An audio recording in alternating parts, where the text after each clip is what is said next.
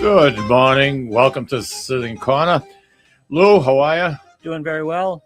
I hear you've been humming a song over there. What the hell are you humming? I like sprinkles. I like sprinkles. Really? Yeah, that one hit me.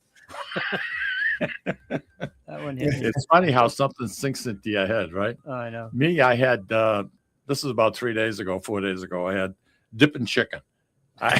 And I'm walking around, I'm walking down through the house, I'm doing whatever, and there I am, I'm humming it and everything else. And you know the reason for that is because online with us on StreamYard is someone that I feel like I know because his personality is, I just love it. And if this guy doesn't have Well, he's Italian, so number, that's nice. That's important. That's important. But you know something, whether you're Irish, whether you're German, you know something, as long as you're proud of what your traditions are, what your customs are, and you try to maintain them, I don't care. Yep. Whether you're Italian, Jewish, whatever the case might Just be. don't be French.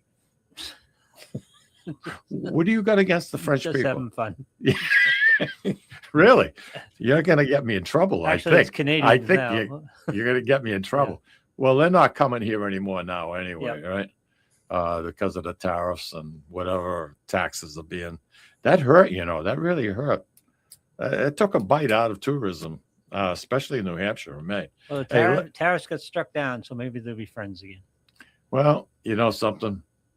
They're our best ally. I mean, we don't want to own them like some people want to do, but you know something? They're a terrific asset to our culture. I mean, French people are hardworking, man. Let me tell you. Hey, listen, Greg Lato. It's all I have to say, Greg Lato.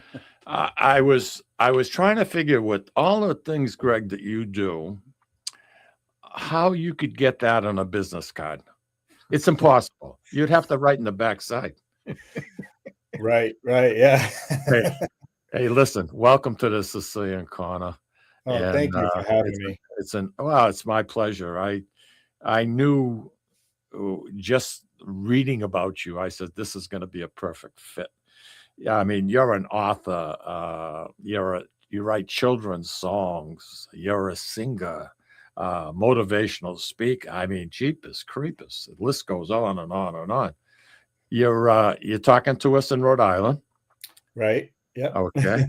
And you were saying that looks like you guys are going to get a mix of whatever comes down, whether it be sleet or snow or rain, because you're so close to the water. Yep. All of it. All of it. Yeah. This stuff, whatever does come, is going to be heavy to move. We're a little bit further north. I live in New Hampshire, and this, you know, they're saying 4 to 6. I find it hard to believe, but you know something? It's good for the grass. It's good for the wells. It's good for your plants. Let's build up the groundwater because we've had a couple of years when things have been really not normal. Not normal. Why don't you tell us a little bit about yourself, Greg? Yeah. So you said it better than I could, but I'm a family music artist. When I say family music artist, you know, I'd like my music to appeal to everybody, but mainly kids, you know, and their parents as well. So, yeah, I've written a couple children's books, and the children's books have songs that go with them. So I'm definitely a songwriter first. Everything stems from writing songs. And then from there, I branch out in any way I can get my songs heard, you know, through books, you know, through other medium. Understandable. Yep. I've had songs in commercials and all that kind of stuff, TV, film placements. So I mean, yeah, any way I can get them heard. So your songs were being played in McDonald's, in subways, cheap, a lot. Yeah, and cool. Planet Fitness. And actually, I didn't know about Planet Fitness, and somebody that I knew in California texted me a photo of the screen that my picture was on the screen of when the song plays in there in the gym. So they said, "Oh, you're being played right now in Planet Fitness." I'm like, "Oh, cool." You know. Wow, Oh, that's amazing wild. How things get. Do they play any of your songs of Planet Fitness? No, they don't. They don't. Not at all. I'm gonna go in looking for Greg's songs. Now. I'm gonna have to hit the treadmill longer. That's it. That's it. And be entertained. Yeah. What part of Italy, Greg, were your ancestors from? I think more southern Italy, like Calabria, Campania, like those areas. And then I have heard, I did look this up, and I have heard over the years that near Naples area too, some of the Lato family is from there as well. Yeah. There's 133 families with your last surname, with your name, throughout Italy. That's a pretty good amount. Yeah. You don't have a town named after you. I do, but you don't. So there. All right. But I name my kids after towns. Well, it seems like most of the people with your last name are in the Puglia area. And that's, if you're looking at Italy on a Do you map. have a lot of time on your hands this week, Mike? If you look at the heel, don't mind him, all right? Don't mind. No, I'm going to learn something here. If you look at the heel of Italy mainland, that's where most of the there's 56 families that live there. Yeah, I figured it was southern. Yeah. And Puglia is the next one, and Puglia is lovely. Where did you research this, Mike? Over there. Over there? Sure. No, I want to know your source. If I give everything away, okay, then you don't need me here. You'd be able to do the whole thing yourself. Well, you know what I mean? But you just type it in AI, it tells you. Have you been to Italy since you've been married? I'm embarrassed to say no. Okay. But we are planning a trip to go and bring the kids. We just wanted to wait until they got a little bit older, where they would remember it and really appreciate it. But everybody in my family has been but me. And my sister has been, my parents have been, I'm the only one. It's great to see the roots, where you're from. I said to Lou, we were talking, and my mother-in-law and father-in-law lived with us for probably 24 years in total. And when she was 87, 88 years old, we took her to Sicily, and she wanted to see the house that she was born in. And it took a lot of work, a lot of research, but we found it. And something, she was moving quicker than all of us put together at 87. God bless her. She lived to be almost 98 years old. What a peach. What a nice lady. I mentioned Puglia only because there's a beautiful Renaissance castle not too far from there. It's called the Villa d'Este and of Tivoli. And boy, I'll tell you, man, if you ever go, you have to go there. Just walk around. They have 500 fountains, Greg, that is nothing but gravity fed. It comes out of the mountains, and I mean, some of the water is being transported in nothing but wood, like an aqueduct type of filter system, and it comes down this slope, and it runs and controls on the gardens of Tivoli. It controls 500 fountains, and you should see the size of these things. They're monstrous. They are monstrous, but it's just a beautiful, beautiful part of probably where you and your family started from. Yeah, it's a must see. It really is. It's a must see. One day we went, and you never know in Italy. You always carry an umbrella. You always walk around with an umbrella. And it started to rain while we were going through the gardens.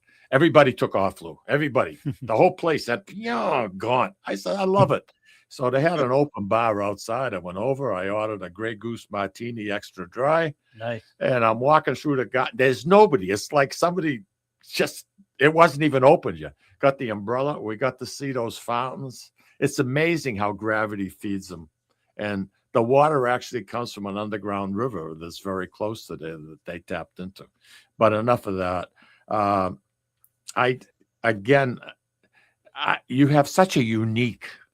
I said, man, this guy, this kind of a job. Who the hell wants to retire? I mean, you just want to keep going. You know what I mean? It's great. And tell us a little bit about your dad. I know he was a great inspiration to you.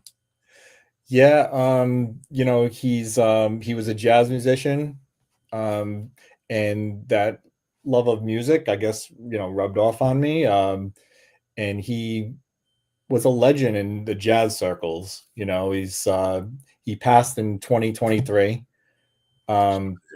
which was devastating, you know, I mean, to me and my family. But you know, I have these memories of collaborating with him, you know, of growing up with constant music in the house.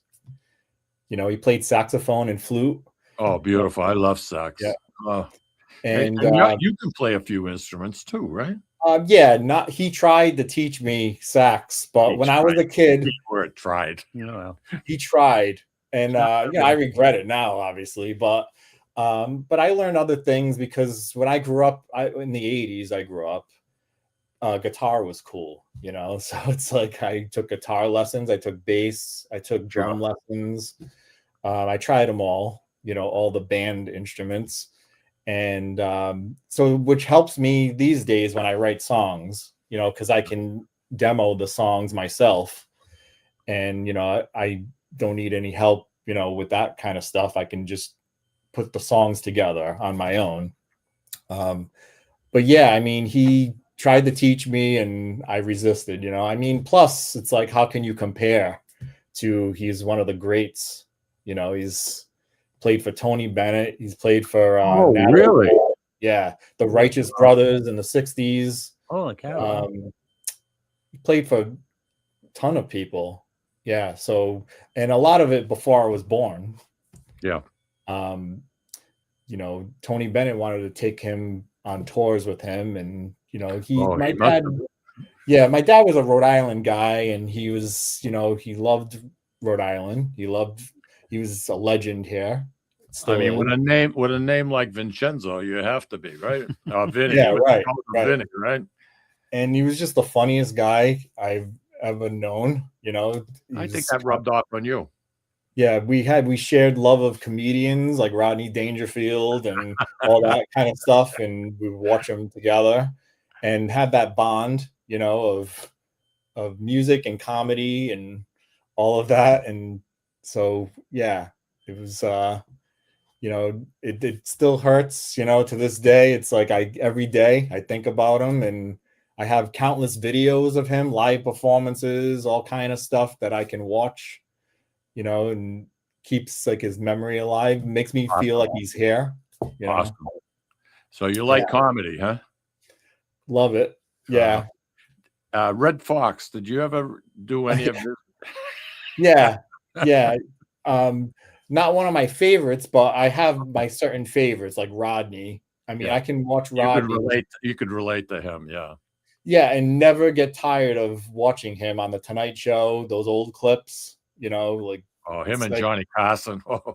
I mean, just rapid fire jokes. It's like unbelievable how great. Yeah. Yeah. I mentioned Red Fox only because he did a skit that I saw in Vegas called Fug Soap, Fugg Soap. Yeah. And I was on the floor. Greg, I was dying. I mean, I couldn't even catch my breath. The guy had me. He owned me. He owned me. I mean, it was one of the funniest things I've ever seen. Like those old roasts, like the Dean Martin roasts. Yeah. Excellent. There's one guy, and I've said this on the air before many times. If there was someone that I could have dinner with some night, I'd like to be Dean Martin. Oh, I would have loved to have been able to break bread with him and just talk to him, because I always liked him. I saw him maybe 3-4 times. And at one night, there was a lot of excitement going on, like 5-10 minutes before showtime. I mean, people are running around and they putting up a table. It was almost on the freaking stage. And I'm looking and I said, what the hell is this? there was rumors that Frank Sinatra was coming to watch Dean's show. So they put this table up. They had no room because the room was already set up. So they literally put him in the corner of the stage. But all this was going on like 5 minutes before the show was supposed to start. I thought it was hilarious. But there was a guy, I believe in real life that's just the way he was. He was just like that. Something like a Charlie Sheen from Two and a Half Men. There's a fella who I think acted the way he was in real, whether you like him or you didn't. That's just the way he was. And, he made a living out of writing these jingles for commercials and a lot of kids stuff. And that's what he did for a living. And something, he lived in Malibu right on the water. So, I mean, hey, who's right, who's wrong? He had it made, I mean. Can you imagine the stories Dean Martin could tell? I mean, just. Oh, I would love it. I've said this for years. I'd love to be able to sit down with him, have a martini together, and just talk to some of his experiences that he went through. And boy, I'll tell you, he owned the crowds. When he performed, he owned them. And you could hear a pin drop, everybody just listening to what was going on. He was a character. Greg, let's pave your path to children's music writing. And I want to start we started with your father, but I'm looking behind you. I see a lot of vinyl, a lot of CDs. Is that your personal collection? What were you listening to? What was the path that led to you writing children's music? This is my personal collection. It goes on a little bit more too outside of the frame. Of course it does. So there's I have an unhealthy boys. What's in there? Motley Crue. I have a bit of a problem. But I love going to record stores and fishing through and buying vinyl or CDs, mostly vinyl, but I have the CDs over the years. But I mean, I have like my styles that I like, that I look for. But as far as children's music, it all started with my kids. So I have two daughters that are 9 and almost 12. And what I would do is, it started with my book, and I would read to them every night a bedtime story. And I don't know what happened, like something in my brain, because before children's music, I was just doing like regular pop rock stuff, never thought about children's music.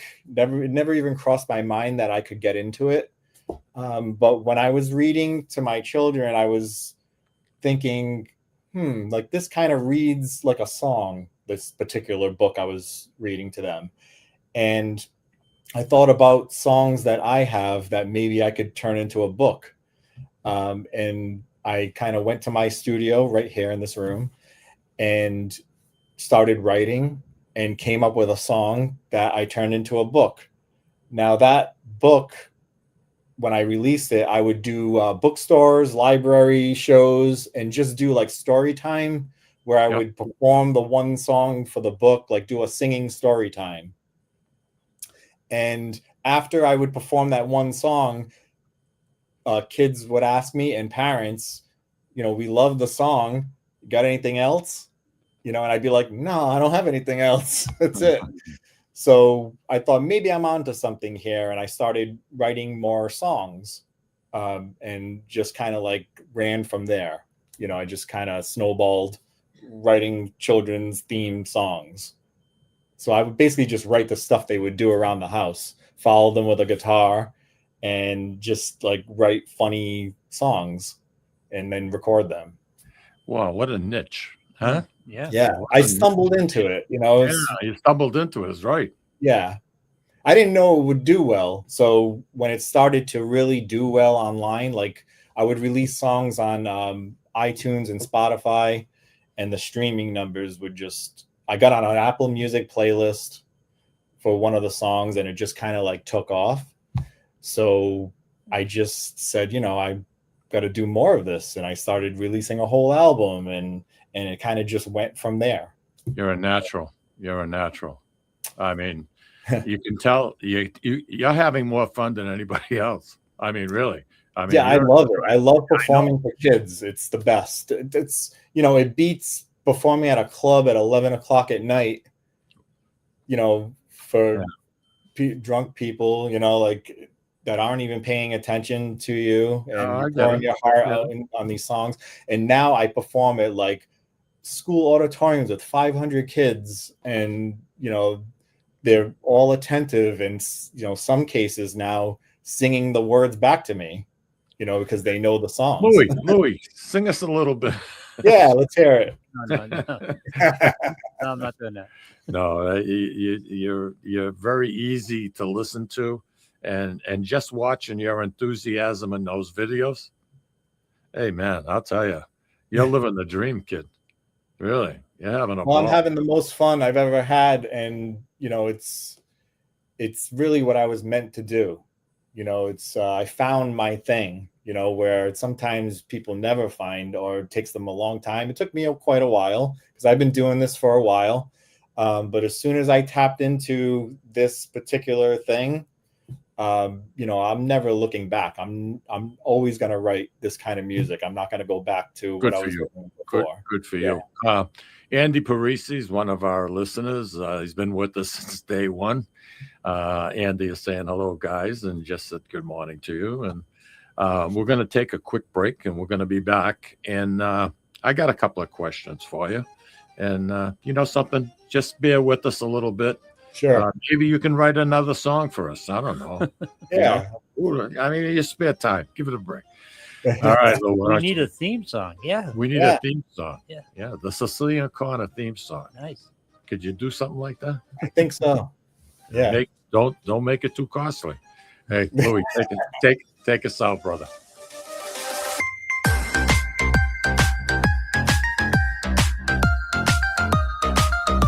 Ciao, this is Esther of You, Me, and Sicily. I want to talk to you about Tommy Amin and the great staff at Butcher Boy Market. Families, foodies, and home chefs come together at Butcher Boy to talk and create traditions. They offer the best in quality cuts of beef, pork, lamb, poultry, and restaurant-style steaks and chops. Produce? All of their produce is hand-selected to complement any meal or even to make it your main course. Their deli serves fresh roast beef, turkey, and beautiful imported Italian cold cuts, cheeses, and antipasto. And don't forget the Butcher Boy Bakery, featuring sweet delectables from all over the state, as well as their very own bakery. That's Butcher Boy, where the secret to a great steak is, of course, the steak. Located at 1077 Osgood Street in North Andover, Massachusetts, in the Butcher Boy Plaza. Ciao! Legacy Care Law Firm provides estate planning and elder law services to people in the greater Merrimack Valley and southern New Hampshire areas, with offices in North Andover and Woburn, Massachusetts, as well as Nashua and Salem, New Hampshire. Discussing family and financial matters with an attorney can be intimidating, but our goal is to help you prepare for the future as you preserve your legacy. We help clients qualify for government medical benefits and ensure their estates are preserved for their families so they don't need to worry about their estate being wiped out by high nursing home expenses. Legacy Care Law Firm attorneys are here to support your journey toward a more secure financial future. This is Tom Zappala. Located in the heart of downtown Haverhill, the Haverhill Beef Company is a full-service, old-fashioned butcher shop and meat market that continues to be a valued family tradition since 1952.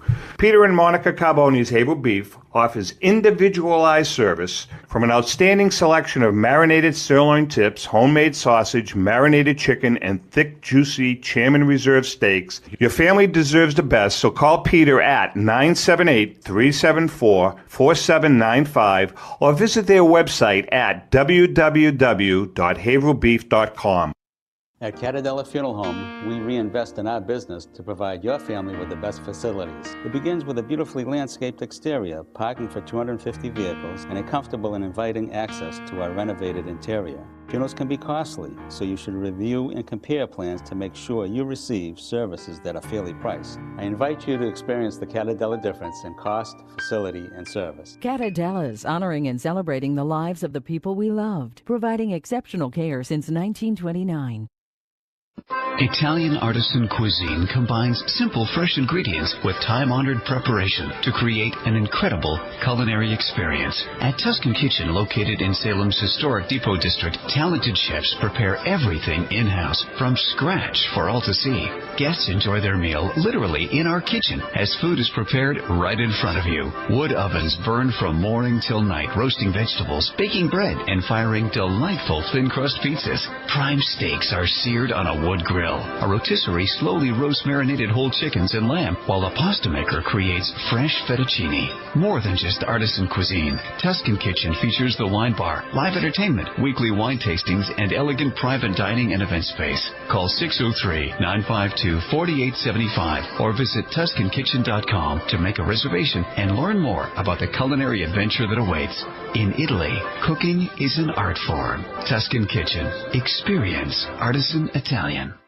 Play more, earn more, win more at Encore Boston Harbor. Sign up for Win Rewards today and score $50 in free play instantly. Score even more as you play your favorite games. New members will also receive $25 in free play for every 100 tier credits earned playing with your new Win Rewards card. Highly rewarding instantly. Visit EncoreBostonHarbor.com for more information. New members only. Further terms and conditions apply. If you or a loved one is experiencing problems with gambling and needs support, call 833-277-5050 or visit GamblingHelplineMA.org to speak with a trained specialist. Specialists are available 24/7 and services are free, confidential, and available in multiple languages. This is Cindy. And Mike Kunstler, owners and operators of Four Oaks Country Club and Grazie Italian Restaurant in Drake, Massachusetts. Grazie Italian Restaurant is the hidden gem of the Merrimack Valley. Why is that? We have an incredible chef, Oscar Figueroa. In the words of local famous chef and restaurant owner Lydia Shire, Oscar thrives on hard work. He is capable and gifted. No one makes better food. Scallops, seared to perfection. House-made ravioli with farm-fresh local corn. And buttery, tender, lazy man's lobster, just to name a few. You have to come experience Grazie Italian Restaurant for yourself. Grazie Italian Restaurant, located at Four Oaks Country Club, 80 Meadow Creek Drive in Drake, Massachusetts. Hope to see you soon. And we are back with Greg Lato. And as we've been saying, Greg wears many hats. And you know something? Doing a great job wearing them all, let me tell you. Greg, you're a Navy vet. Yes. You served on board an aircraft carrier.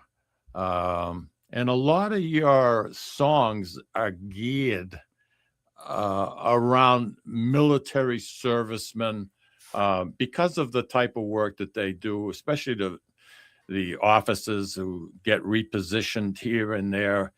It's so hard on their spouses and on their families, their children in particular. And you've written some songs about that. Would you like to allude to that? Sure. This last album that I released, I met with military families, and all the meetings with the families, whatever we talked about, we just had a conversation, and we would just bring up topics, not necessarily about the military, but it could have been about the military. Okay. And what I would do is just write songs based on those meetings. So some of the songs did have to do with, the parent being away, deployed, and, the kids, how they would deal with family life, with either it was the mom or the dad home with the kids. Right. And I would just write songs about that, or I would just write maybe just funny songs, silly songs things that they would talk about. So yeah, it was a combination of them, of whatever we talked about, I would write songs. Wow. It's got to be tough, especially on children, to relocate, to create new friends. Yeah. Like me, for instance, I hate change. Yeah. I hate change. I would not be a good candidate for it. I just would not. I would not. But when you see these young kids that, maybe are in the second, third grade, and all of a sudden you're telling them, we got to go here. We're going to Japan. Yeah. It's and tough. That's exactly what happened. One of the families, it was a family of 3 kids. And they were all either like elementary school age into middle school. And they had not been in a school for more than a year and a half. throughout their school years. Yeah. So every year and a half to 2 years, they would have to start over again. Think about how hard it is to make new friends in schools. Absolutely. They've been in for the whole school time in the same city. Imagine moving every 2 years and having to make new friends again and, get acclimated with a new town. So yeah, that was. I can't even imagine. One of your books is called Try. And can you talk a little bit about the meat of that book? Yeah, so Try is just kind of like a motivator, for kids to not be afraid, to try a new thing. The first step is to try. Any accomplishment starts with that first step of trying. So it was just like a classic never give up kind of thing. Sure. And it dealt with different topics too that kids may go through. First day at school is scary. Even like dealing with bully situations, where that gets tricky too in schools. Right. And just different topics, grades, not achieving grades. Okay. Goals that you set for yourself. But anything like that, just encourage kids to just try, because you never know if you can do it. So, and it was more like for my own kids at first. I wanted to give them something to inspire them. And then once I released it to the world, I'm hopefully helping others to do the same. Yeah, I'm sure you are. I mean, getting your name in mainstream, I mean, people, if they go to your website is what, greglato.com? Yeah. Okay. I'll tell you, it just makes you feel good looking at a few of those videos and listening to this man's voice and what he puts into the song. Out of all the songs you've done, do you have one favorite? I have a song about being a dad. Good. On my first children's album, What Daddies Do. Okay. My own dad has said that he really likes that song. He really liked it when he heard it, which it was always a huge compliment anytime he pointed something out that he liked of mine. Yeah. Because the style is totally different from what he was doing, what he knew. So, the fact that I got a seal of approval meant a lot to me. That's huge. Speaks volumes, baby. Yeah. Speaks volumes. Just because I looked up to him, my whole life as a pinnacle of musicianship, it's, but yeah. So those like heartfelt songs are usually my favorite, but the ones like what you just passed, Dippin' Chicken. And, my favorite. My favorite. One, I mean, it just does amazing at my shows, because I have the dance that goes with it. So it's like, even when I do shows with families there, parents, you don't do the chicken dance, do you? You don't do the chicken dance when you're doing Dippin' Chicken. No, I don't think so. Yeah. I mean, there's parents and grandparents doing the dance at my shows. Yeah. It's like amazing. So that's really makes people come together, this song. So these do the best at my shows. And the heartfelt ones are usually for the parents, those kinds of songs. Right. Excellent. Yeah. You were on board an aircraft carrier, correct? Right. I was on the USS Constellation aircraft carrier. I was a firefighter on the flight deck. Wow. Okay. That has to be quite a responsibility. Yeah. I was young. 22 when I was in, and when I look back at what I did when I was there, when I served, it amazes me. I can't believe I did it. It's like I feel so accomplished. I feel such a sense of pride, that I did that, and I'm so glad I made that decision to serve. But yeah, it was a very tough job. for There you. were situations where, you're in real life situations, Oh yeah. saving a Yeah. pilot out of an aircraft, I yeah. Were you a firefighter before, Greg, or I that's was what you not, adopted in the no. military? Yeah. I had no, I surprised everybody. I was in music. I was doing music before that, Wow. I made this decision to go in, and I said, I'm going to rise to the occasion. I'm going to go as far as I can go, because I can't not do that when I do something. When I commit to something, You're I gonna have go to give all in. my all. I can't just do it half. I got to do 100%. So I did that. And looking back, I served my 4 years, and I just it's one of the greatest things I've ever done. I saw one aircraft carrier up close. It was in San Diego Harbor. Uh, I cannot believe. I don't know how something that big floats. Yeah, it's amazing. There's 5,000 people on it. 5,000 people. You know what the weight is of even the smallest one? Because they range from 200 million pounds to 220 million pounds, and that thing floats. Yep. Explain that. I don't get it. No, I can't. Let me ask you this: is there much? Do you know that you're on a boat? I mean, does something that big actually move with the waves? Yeah. What's the worst weather day you had out there? Yeah, I mean, a lot of times, if we were just off the coast, they would come in, and we would, pull into port, if we weren't too far out. Right. But there were rocky times, Really? where the ship lists, so it could really tilt. All right. And I worked on the top. Stop on the flight it. deck. I'm getting seasick. I actually drove a fire truck on the flight deck, so I had Really? to drive on it. Yowza. Wow. Good So, experience. Good yeah. experience. But I love the fact that a lot of your songs are based on children with military background. Yeah, for that particular album, I particular focused album. on that concept. Yeah, for that.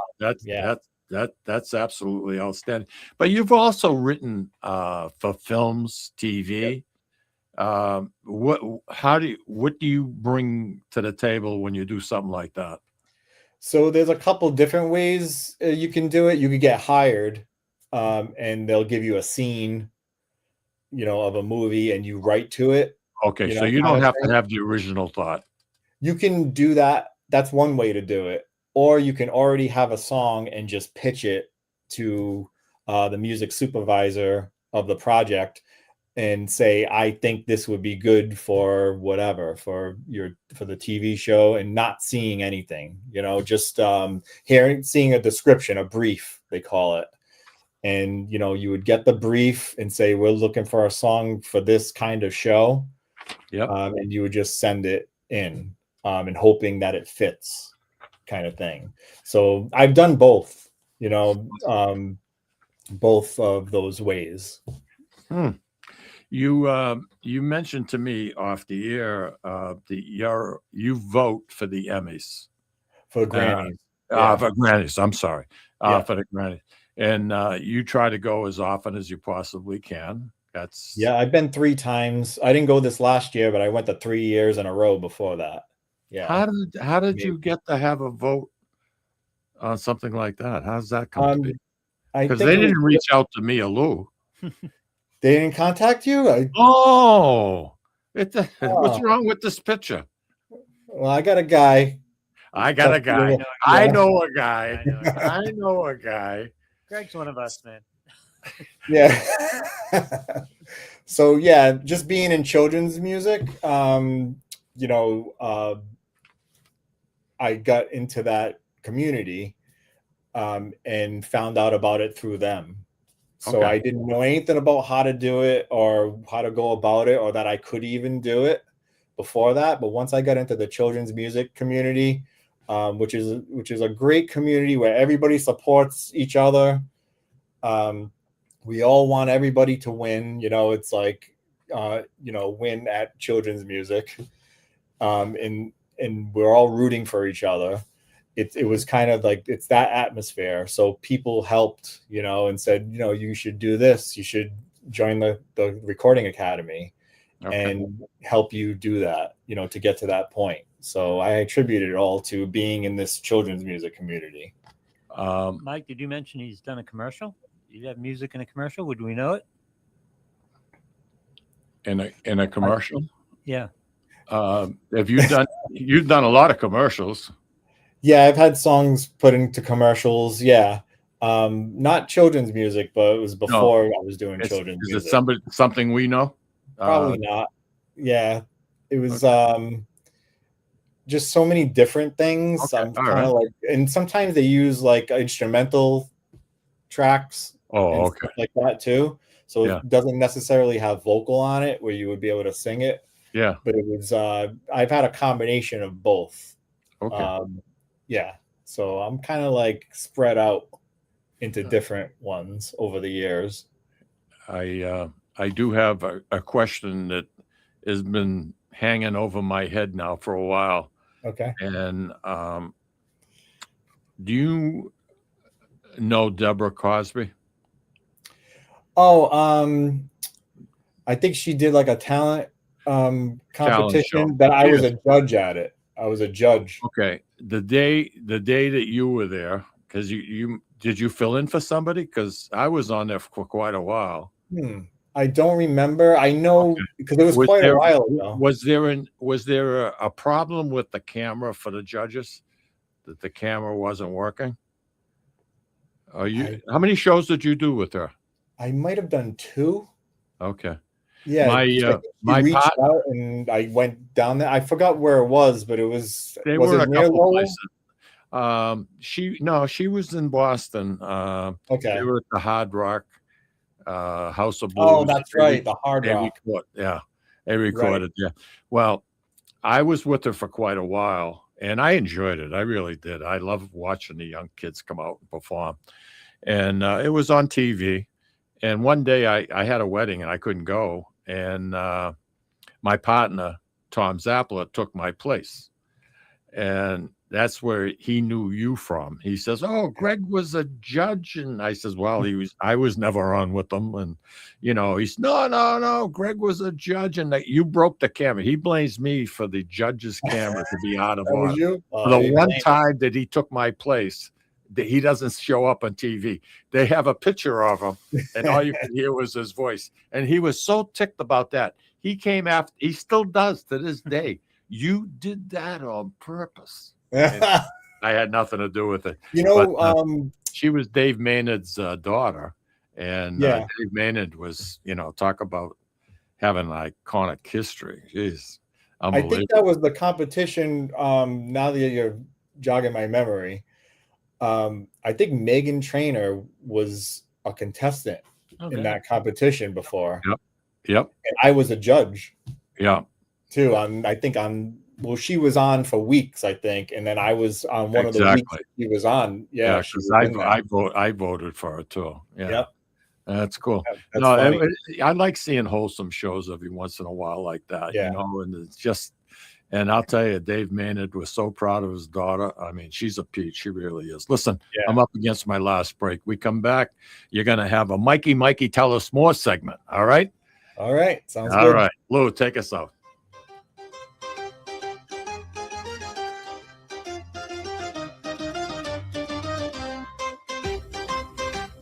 Ciao, this is Esther of You, Me, and Sicily. I want to talk to you about Tommy Amin and the great staff at Butcher Boy Market. Families, foodies, and home chefs come together at Butcher Boy to talk good food and create traditions. They offer the best in quality cuts of beef, pork, lamb, poultry, and restaurant-style steaks and chops. Produce? All of their produce is hand-selected to complement any meal or even to make it your main course.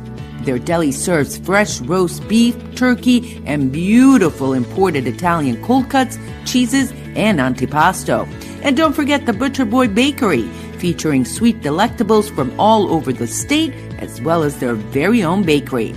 That's Butcher Boy, where the secret to a great steak is, of course, the steak. Located at 1077 Osgood Street in North Andover, Massachusetts, in the Butcher Boy Plaza. Ciao. Legacy Care Law Firm provides estate planning and elder law services to people in the greater Merrimack Valley and southern New Hampshire areas with offices in North Andover and Woburn, Massachusetts, as well as Nashua and Salem, New Hampshire. Discussing family and financial matters with an attorney can be intimidating, but our goal is to help you prepare for the future as you preserve your legacy. We help clients qualify for government medical benefits and ensure their estates are preserved for their families so they don't need to worry about their estate being wiped out by high nursing home expenses. Legacy Care Law Firm attorneys are here to support your journey toward a more secure financial future. This is Tom Zappala. Located in the heart of downtown Haverhill, the Haverhill Beef Company is a full-service, old-fashioned butcher shop and meat market that continues to be a valued family tradition since 1952.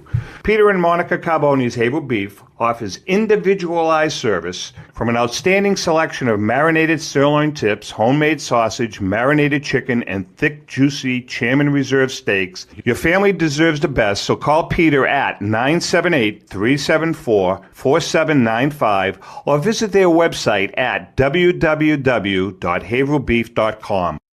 At Catadella Funeral Home, we reinvest in our business to provide your family with the best facilities. It begins with a beautifully landscaped exterior, parking for 250 vehicles, and a comfortable and inviting access to our renovated interior. Funerals can be costly, so you should review and compare plans to make sure you receive services that are fairly priced. I invite you to experience the Catadella difference in cost, facility, and service. Catadella's honoring and celebrating the lives of the people we loved, providing exceptional care since 1929. Italian artisan cuisine combines simple, fresh ingredients with time-honored preparation to create an incredible culinary experience. At Tuscan Kitchen, located in Salem's historic Depot District, talented chefs prepare everything in-house from scratch for all to see. Guests enjoy their meal literally in our kitchen as food is prepared right in front of you. Wood ovens burn from morning till night, roasting vegetables, baking bread, and firing delightful thin-crust pizzas. Prime steaks are seared on a wood grill. A rotisserie slowly roasts marinated whole chickens and lamb, while a pasta maker creates fresh fettuccine. More than just artisan cuisine, Tuscan Kitchen features the wine bar, live entertainment, weekly wine tastings, and elegant private dining and event space. Call 603-952-4875 or visit TuscanKitchen.com to make a reservation and learn more about the culinary adventure that awaits. In Italy, cooking is an art form. Tuscan Kitchen. Experience artisan Italian. Play more, earn more, win more at Encore Boston Harbor. Sign up for Win Rewards today and score $50 in free play instantly. Score even more as you play your favorite games. New members will also receive $25 in free play for every 100 tier credits earned playing with your new Win Rewards card. Highly rewarding instantly. Visit EncoreBostonHarbor.com for more information. New members only. Further terms and conditions apply. If you or a loved one is experiencing problems with gambling and needs support, call 833-2750-50 or visit GamblingHelplineMA.org to speak with a trained specialist. Specialists are available 24/7 and services are free, confidential, and available in multiple languages. This is Cindy. And Mike Kunstler. Owners and operators of Four Oaks Country Club and Grazie Italian Restaurant in Drake, Massachusetts. Grazie Italian Restaurant is the hidden gem of the Merrimack Valley. Why is that? We have an incredible chef, Oscar Figueroa. In the words of local famous chef and restaurant owner Lydia Shire, Oscar thrives on hard work. he is capable and gifted. No one makes better food. Scallops, seared to perfection. House-made ravioli with farm-fresh local corn. And buttery, tender, lazy man's lobster, just to name a few. You have to come experience Grazie Italian Restaurant for yourself. Grazie Italian Restaurant, located at Four Oaks Country Club, 80 Meadow Creek Drive in Drake, Massachusetts. Hope to see you soon.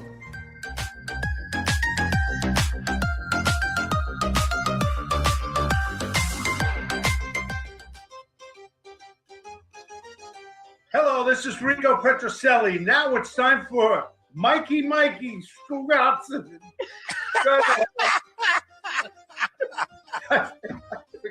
Time for Mikey. Oh, hold on. Take two. Hello, this is Rico Petroselli. Now it's time for Mikey.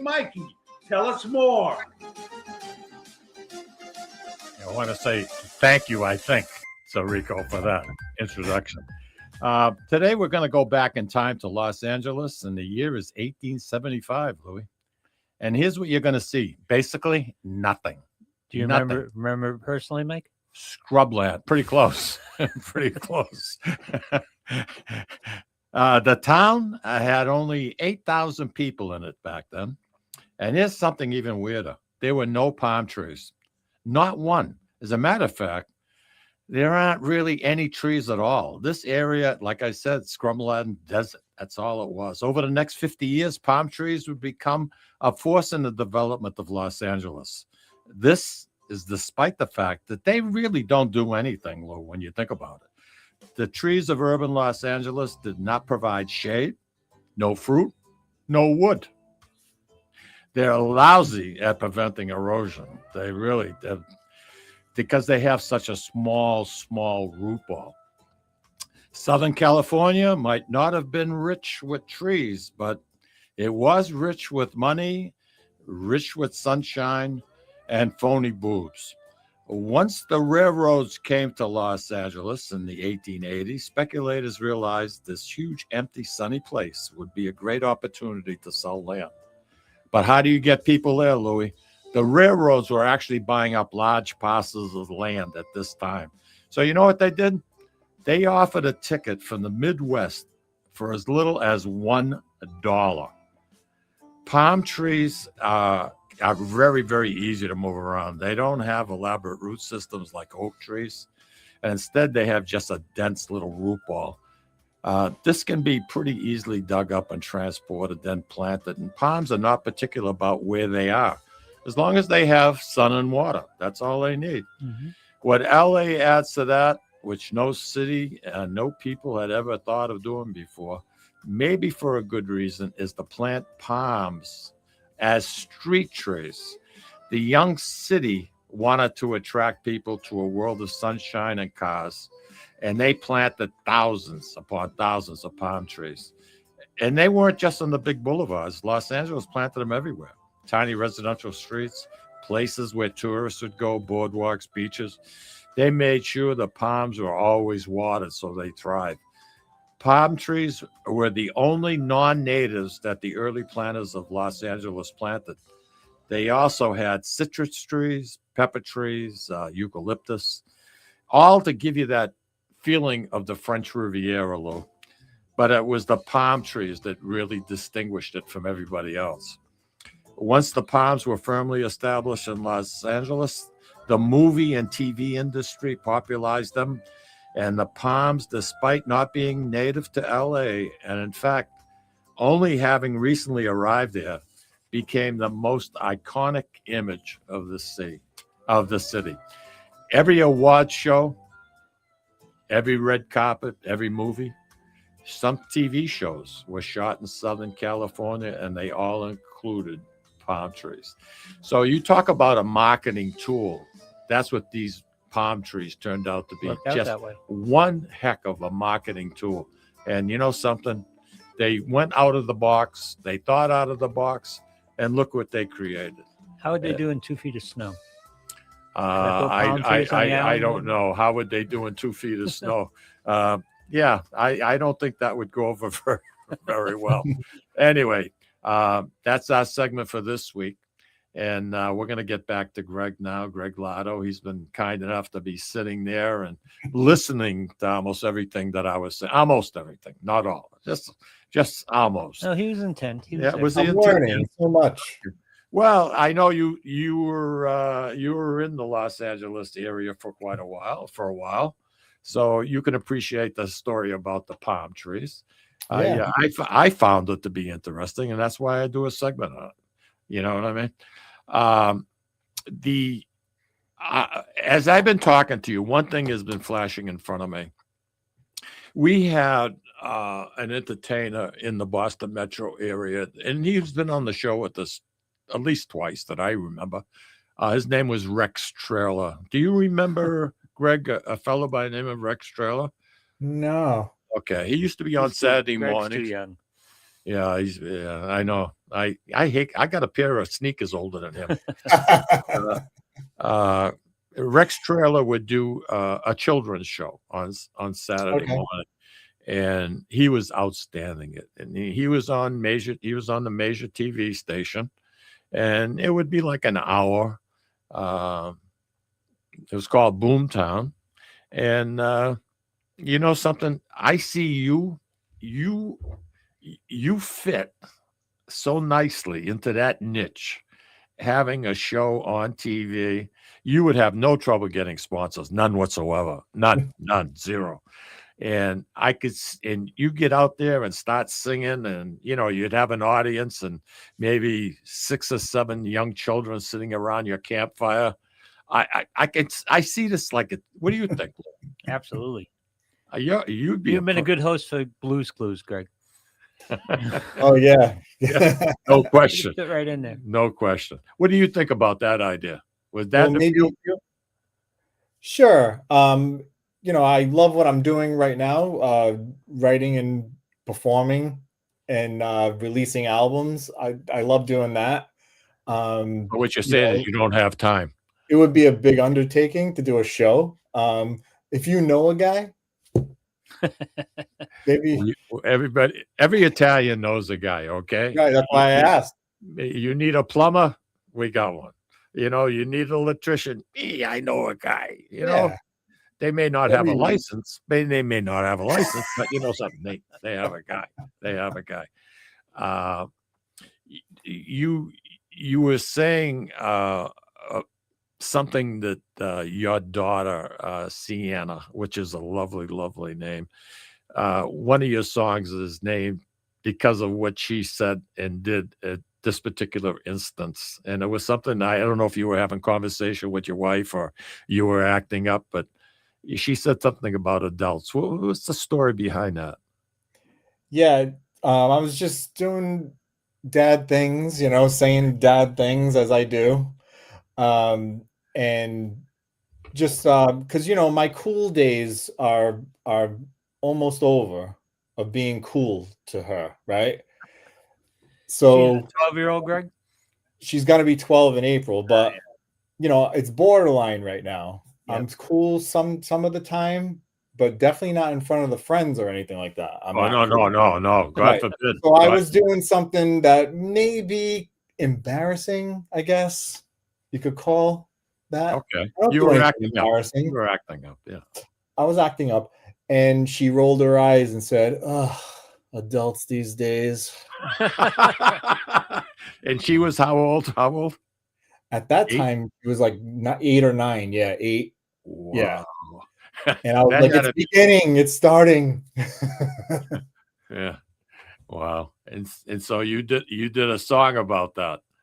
Yeah, so I did a song called Adults These Days and a whole album. The album title too. Yeah, this one. Yeah. Very, very good. Very good. So you got ideas from being in the Navy, watching people being relocated, your own daughter in your own home.